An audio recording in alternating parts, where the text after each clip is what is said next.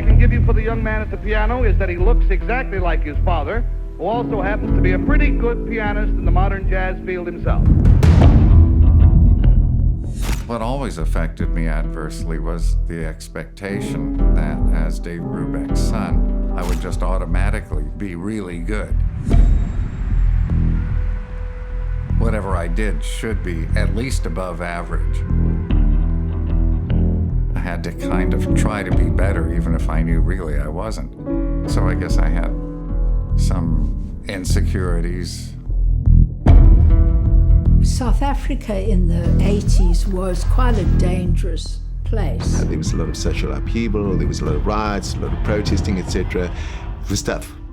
There was kind of a low-grade civil war going on. There were places that were no-go for us. And if you got stopped in a roadblock, for an example, by police, they want to know where you're coming from and what you're doing.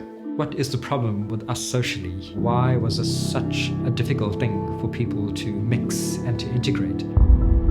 This idea of so-called separate development eventually began to affect music as well. There were sanctions in place, there were fines, so that it was a high-stakes game. Back then, you could not be in the same stage with a person of another color. And that was the environment that Darius came into. It's an unlikely hero, if you will. You're talking about Dave Brubeck's son right now. Right. He's doing some remarkable things in South Africa with some students. What we were doing in the 80s and early 90s that was illegal is suddenly the model of what everyone should do. People wanted so desperately to break out of an apartheid mold. What Darius managed to do here was to set up what has become the finest jazz school on the entire continent. You just couldn't contain this energy that was South Africa. It was just a group of friends with great ideas, just wanted to play music.